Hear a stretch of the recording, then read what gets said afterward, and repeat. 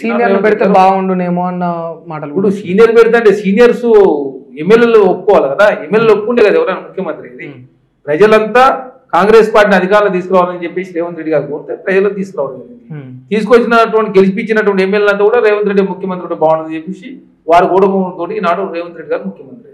అంటే మరి రేవంత్ రెడ్డి గారి సారథ్యంలో మంచిగా నడుస్తుంది అనుకుంటున్నాను ఈ రాష్ట్రం. బ్రహ్మాండంగా 15 సంవత్సరాల కాలం ఆవేశం ఎక్కువ, ఇప్పుడు ముఖ్యమంత్రి గారు ఎందుకు కలుస్తారు? మాజీ ముఖ్యమంత్రి ఆవేశం గెయిన్ చేసుకోవడానికి, షో చేయడానికి చాలా మంది అంటున్నారు. అధికారం ఉన్నప్పుడు వేరు, ప్రతిపక్షం ఉన్నప్పుడు వేరు. మనం అధికారం ఉన్నప్పుడు అందరిని కలుపుకొని పోవాలా.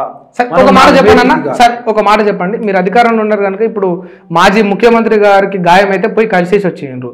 ఇదే ముఖ్యమంత్రి గారి పదవిలో కేసీఆర్ గారే ఉంటే, రేవంత్ రెడ్డి గారి ప్రతిపక్షంలో ఉంటే, కేసీఆర్ గారు అట్లా పడి ఉంటే పోయి కలిసే వచ్చాను.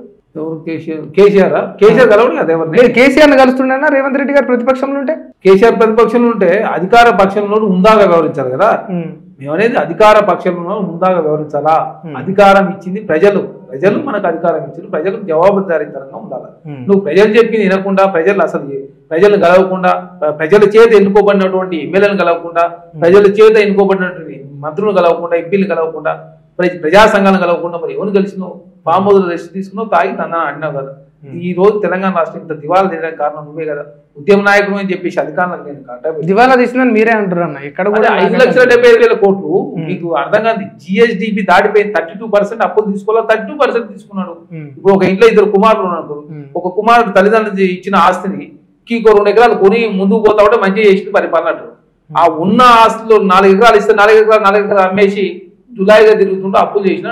ఇప్పుడు జులాయిగా తిరిగి అప్పులు చేసింది కాబట్టి తెలంగాణ అప్పుల పాలైంది, మొత్తం భూములు అమ్మే పరిస్థితి వచ్చింది. అంటే తెలంగాణ రాష్ట్రం ఎంటైర్ పరిస్థితి ఏంటంటే డెవలప్మెంట్ జరగకపోకుండా పెట్టిన ఖర్చు వృధా అయిపోయి తెలంగాణ రాష్ట్రం అప్పుల పాలైంది. ఈ అప్పులు తీర్చడానికి ప్రతి నెల 5,000 కోట్ల రూపాయలు వడ్డీ అవుతుంది. 50,000 కోట్ల రూపాయలు ప్రతి సంవత్సరం వడ్డీ కడతా ఉన్నారు.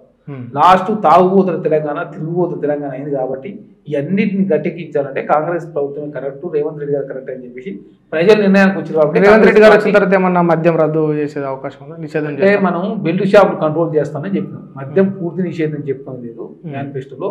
బెల్ట్ షాపులు కంట్రోల్ చేసి తెలంగాణ రాష్ట్రంలో మంచి పరిపాలన అందించాలని చెప్పి కాంగ్రెస్ పార్టీ కోరుకుంది. కాబట్టి దానిలో భాగంగా రేవంత్ రెడ్డి గారు నిన్ననే అంటే డ్రగ్స్ లేని రాష్ట్రంగా ఉండాలి తెలంగాణ, కాబట్టి డ్రగ్స్ కంట్రోల్ చేయడానికి ఎంతవరకైనా మనం కంట్రోల్ చేస్తానికి ఏదంటే అది చేస్తానికి సిద్ధంగా ఉంది ప్రభుత్వం. అధికారులు మీరు కూడా సిద్ధంగా ఉండాలని చెప్పేసి నిన్నే రివ్యూ జరిగింది. అంటే తెలంగాణ రాష్ట్రం డ్రగ్స్ లేని రాష్ట్రంగా చూడాలని చెప్పేసి ముఖ్యమంత్రి గారు కోరుకుంటారు. సరే, ఇదే మాట గతంలో కేసీఆర్ గారు అధికారం ఉన్నప్పుడు వాళ్ళు కూడా అట్లే చెప్పారు, డ్రగ్ ఫ్రీ సొసైటీ కావాలి మాకని చెప్పేసి వాళ్ళు కూడా అట్లనే అన్నారు. మీరు ప్రత్యేకంగా మీరేం చేస్తారా సార్ అధికారంకి వచ్చిన తర్వాత? ఇప్పుడు వచ్చినాం కదా ఆల్రెడీ డ్రగ్ ఫ్రీ. అంటే కేటీఆర్ గారే డ్రగ్స్ మీద మనం టెస్ట్ చేయించుకుందాం అంటే రాలే కేటీఆర్ గారు, వారే రాకుండా వారి మీద వారే స్టే తెచ్చుకున్నారు అన్నాడు. అంటే ఇప్పుడు కేటీఆర్ గారు అంతే కదా. ఇప్పుడు ఆనాడు వైట్ ఛాలెంజ్ వారే మాట్లాడితే వైట్ ఛాలెంజ్ విసిరారు రేవంత్ రెడ్డి గారు, అదేవిధంగా విశ్వేశ్వరరెడ్డి గారు.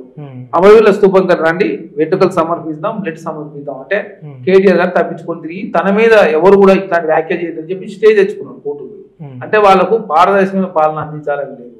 వాళ్ళు ఎంతసేపు మూనపల్లి రాజకీయాలు చేసారు, వాళ్ళు దొరల పాలన కొనసాగించారు. కాబట్టి తెలంగాణ రాష్ట్రంలో కాంగ్రెస్ ప్రభుత్వం రేవంత్ అన్న ముఖ్యమంత్రి అయిన తర్వాత ప్రజా ప్రభుత్వం నడుస్తుందని చెప్పేసి ప్రజలంతా నిర్ణయం రావడం. దొరల పాలన అయితే జనాలు ఎందుకు ఇంత బాధపడుతున్నా? కేసీఆర్ ఓడిపోతే ఎవరు బాధపడరు?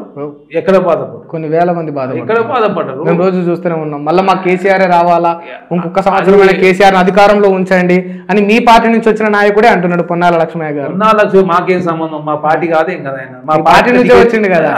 60 మీ పార్టీలోనే ఉన్నాడు. ముఖ్యం కాదు, ఇప్పుడు ఎల్లు ఉన్నది ముఖ్యం కదా. ఆయన టీఆర్ఎస్ పార్టీ ఉన్నాడు, టీఆర్ఎస్ పార్టీ ఉంది కాబట్టి టీఆర్ఎస్ పార్టీ నాయకులు మాట్లాడతారు. వారిని తిరస్కరించే కదా కాంగ్రెస్ పార్టీ అధికారం తీసుకొచ్చింది. అంటే అధికారం తీసుకొచ్చి ప్రజలంతా ఒక నిర్ణయం తీసుకుంటే ప్రజల నిర్ణయానికి వ్యతిరేకంగా మీరు నిర్ణయం తీసుకుంటారా? అంటే ప్రభుత్వాన్ని కూల్చుతారా మీరు? వారం రోజులు తడుకోలేకపోతున్నారు మీరు.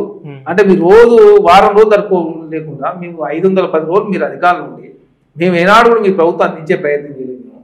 మీరు మంచి పాలన అందించాలని చెప్పి సలహాలు సూచనలు ఇస్తే స్వీకరించలేదు. అసెంబ్లీ జరపలేదు. మేము అసెంబ్లీ దాదాపు 30 రోజుల పాటు జరపాలని చెప్పేసి కాంగ్రెస్ ప్రభుత్వం కోరుకుంటా ఉంది. అసెంబ్లీ నడవాలా, అసెంబ్లీలో చర్చలు జరగాల, ప్రతిపక్ష పార్టీ నాయకులు కూర్చొని సలహాలు సూచనలు తీసుకోవాలా, ఎవరు నోరు నొక్కోద్దని చెప్పేసి కాంగ్రెస్ పార్టీ కోరుకుంటా ఉంది. మీరు అధికారులకు వచ్చిన తర్వాత ఏబిఎన్ బ్యాన్ చేసారు, టీవీ9 బ్యాన్ చేయడం అట్లా కూడా కాదు. మీరు యథేచ్ఛ వార్తలు రాయాలా, వాస్తవాలు ప్రశ్నించాలని చెప్తా ఉంటే ప్రజాప్రభుత్వం ఇంత అద్భుతంగా ప్రజాప్రభుత్వం ప్రజలు కోరుకున్న ప్రభుత్వం ప్రజలు ఏది కోరుకుంటారో తీస్తానికి సిద్ధంగా ఉంటే కాంగ్రెస్ పార్టీ విమర్శించే ప్రయత్నం చేస్తే టీఆర్ఎస్ పార్టీ నాయకులు ఎవరు విశ్వాసం తీసుకోరు వారిని. అంటే ఏబిఎన్ ఇవన్నీ బ్యాన్ చేసినట్టే తప్పుడు రాతలు రాయలేదా? మేమేమంటా ఉన్నాం, ఇప్పుడు మా వాస్తవాలు ప్రచురించండి, వాస్తవాలు ప్రచురిస్తే మేము పరిష్కరిస్తానికి సిద్ధంగా ఉన్నాం, మేము వినటానికి సిద్ధంగా ఉన్నాం, కలుస్తానికి సిద్ధంగా ఉన్నాం. మేము మాది ప్రజాప్రభుత్వం, ఓపెన్ డాక్యుమెంట్ మేము ముందర పెట్టబోతా ఉన్నాం. అంటే శ్వేతపత్రం రిలీజ్ చేయబోతా ఉన్నాం. ఏనాడన్నా శ్వేతపత్రం రిలీజ్ చేసిన కేసీఆర్ గారు అసలు అది ఎన్ని అప్పులు ఉన్నాయి? ఇప్పుడు కేసీఆర్ గారి పాలనలో జరిగిన వాటిపైన శ్వేతపత్రం రిలీజ్ చేస్తా అంటారు, మరి మీ పాలనలో జరిగిన లెక్కలపైన విడుదల చేయాల్సిందే కదా, రికార్డ్ అవుతుంది అన్న. ఇప్పుడు విషయం 100% చేస్తారా? గుర్తుపెట్టుకోండి, 10 సంవత్సరాల కాలం పాటు వారు ఏం చేస్తారు వారిది రిలీజ్ చేస్తారు. ఎలక్షన్ ముందు పోకముందు మేము కూడా చేస్తాం. గతంలో అప్పులు ఎన్ని ఉండే మేమేం చేసినాం, గతంలో డెవలప్మెంట్ ఏ విధంగా ఈ విధంగా చేసినాం. ఏ గవర్నమెంట్ వచ్చినా చెప్తారు తప్ప శ్వేతపత్రం ఎవరు కూడా మేము అంటున్నాం. ఇప్పుడు మీ గత ప్రభుత్వాలకి కాంగ్రెస్ ప్రభుత్వం చాలా తేడా ఉంటది. గత ప్రభుత్వం ఆర్టీ యాక్ట్ ఎవరు తెచ్చారు? ఆనాడు యూపీఏ ప్రభుత్వం తెచ్చింది. ఆర్టీ యాక్ట్ అంటే ఏంటి? ప్రభుత్వం ఏదైనా చేసి ఉంటే ఏదైనా కావచ్చు, ఒక జీవో తెచ్చున్నా కూడా ఆర్టీ యాక్ట్ ఇస్తారు. అంటే పారదర్శక పాలన అందించాలంటే ఆర్టీ యాక్ట్ ఉండాలి. ఎడ్యుకేషన్ యాక్ట్ ఎవరు తీసుకొచ్చారు? ప్రైవేట్ స్కూల్లో కూడా 30% సీట్లు వాళ్ళ పేద వర్గాలకి తీసుకొచ్చింది కాంగ్రెస్ ప్రభుత్వం. రాజభరణాలు రద్దు చేసింది కాంగ్రెస్ ప్రభుత్వం. అదేవిధంగా భూములకు సీలింగ్ తీసుకొచ్చింది కూడా కాంగ్రెస్ ప్రభుత్వం. అనేది అద్భుతమైన ఏది చేయాలన్నా కాంగ్రెస్ ప్రభుత్వం చేస్తుంది. కేంద్రంలో ఉన్న భారతీయ జనతా పార్టీ కానీ రాష్ట్రంలో కేసీఆర్ గారు కానీ ఎవరు కూడా చేయలేరని చాలా స్పష్టం. మీరు గుర్తుపెట్టుకొని ఏది చేసినా ఈ దేశంలో పేద ప్రజల కోసం ఏది చేసినా కాంగ్రెస్ ప్రభుత్వం చేసింది. ఉచితాలు ఏది తీసుకొచ్చినా పేద ప్రజల కోసం కాంగ్రెస్ తీసుకొచ్చింది, భారతీయ జనతా పార్టీ తెలియదు. మీరు చూసుకుని రుణమాఫీ చేసినా కాంగ్రెస్ ప్రభుత్వం గతంలో చేసిన తర్వాత కేసీఆర్ మన చేసిండు. చేస్తారా? 30,000 కోట్ల రూపాయలు అవుతుంది. గతంలో కేసీఆర్ గారు చేస్తారని చెప్పేసి ₹1,00,000 తీసుకుంటే అసలు ఉడిగొస్తే 2 లక్షలు అయింది. అసలు తీర్థానికి 21,000 కోట్లు. రేవంత్ రెడ్డి గారు మాటలు పట్టుకొని మళ్ళీ కొందరు 21,000 కోట్ల రూపాయలు 13,000 కోట్ల రూపాయలు వారు ఇచ్చారు. ఇంకా 7,000 కోట్ల రూపాయలు వారి మాటను కూడా మేము తీర్చబోతా ఉన్నాం.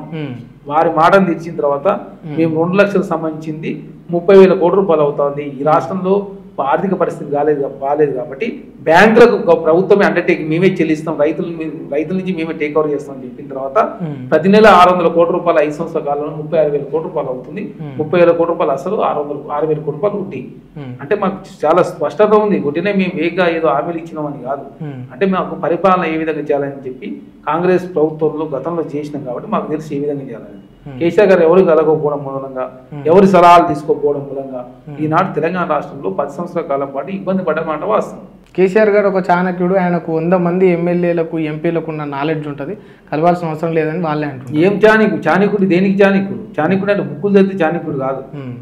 ప్రజల సమస్యలు విన్నప్పుడు ప్రజా సమస్యలకు ఒక మంచి కొన్ని వ్యాఖ్యలు నేర్చుకుంటారు. ప్రజా సమస్యల నుంచే కదా ఆయన పోరాటం చేసింది తెలంగాణ రాష్ట్రం కోసం. అవి తెలుసుకునే కదా తెలంగాణ రాష్ట్రం కోసం పోరాటం చేస్తే ఎవరు ఇచ్చింది? తెలంగాణ.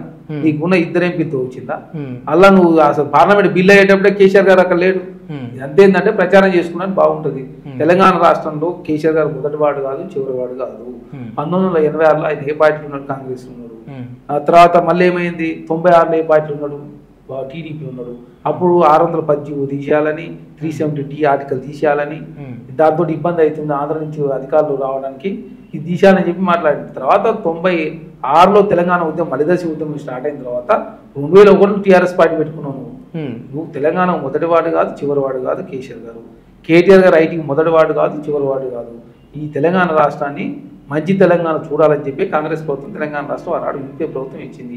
ఇచ్చిన తెలంగాణ అప్పుల పాలు చేసి తెలంగాణ ప్రజలు ఇబ్బంది పెట్టి రాచరిక పాలన కొనసాగించింది కాబట్టి తెలంగాణ రాష్ట్రం ఈ రోజు ఈ పరిస్థితి దారి. సరే, ఈ విషయం చెప్పండి. నిజంగా 2001లో ఆనాడు టీఆర్ఎస్ పార్టీ పుట్టకపోయింటే, కేసీఆర్ గారు ఈ యొక్క ఉద్యమాన్ని అందుకోకపోయింటే తెలంగాణ రాష్ట్రం సాధ్యమవుతుండేనా?